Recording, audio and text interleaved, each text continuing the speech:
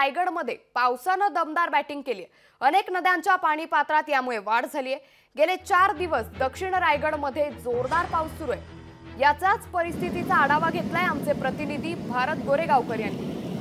रायगड जिल्ह्यामध्ये मागील 4 दिवसांपासून पावसाने चांगला जोर पकडलाय आणि त्यामुळे रायगड जिल्ह्यातल्या ज्या नद्या आहेत त्यांच्या पाणी पात्रामध्ये मोठ्या प्रमाणात वाढ झाली।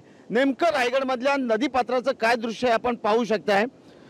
मे महिन्याच्या अखेरीपर्यंत रायगड जिल्ह्यातल्या ज्या प्रमुख नद्या आहेत त्या नद्यांनी जवळपास तळ गाठला होता।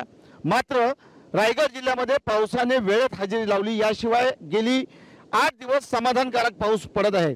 मधल्या 2 दिवसाच्या उघडीपनंतर पावसाने पुन्हा पुनरागमन केलं आणि गेली 4 दिवस सातत्याने रायगड जिल्ह्यातल्या दक्षिण भागामध्ये पावसाने जोरदार हजेरी लावल्यामुळे सर्वच नद्यांच्या पाणी पात्रामध्ये मोठ्या प्रमाणात वाढ झाली।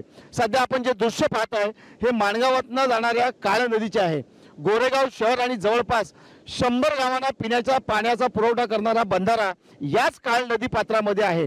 मे महिन्यामध्ये या नदी पात्राने देखील तळ गाठल्यामुळे पिण्याच्या पाण्याच्यासाठी काळ प्रकल्पाकडून पाणी सोडण्यात आलं होतं। मात्र अवघ्या 4 दिवसाच्या पावसानंतर आपण पाहत आहे काळ नदी अक्षरशः दुथडी भरून वाहत आहे।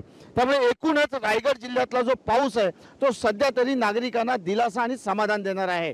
पाऊस वेळेवरती आला, पावसाचं प्रमाण योग्य आहे। त्यामुळे जवळपास 25 दिवस अगोदर शेतकऱ्यांनी भाताच्या लावणीला देखील सुरुवात केली आहे।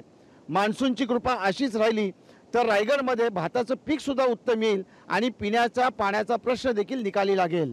व्हिडिओ जर्नलिस्ट ओम गोरेगावकर सह भारत गोरेगावकर, लोकशाही मराठी, रायगड। लोकशाही मराठी ऐका, पहा, जागरूक रहा।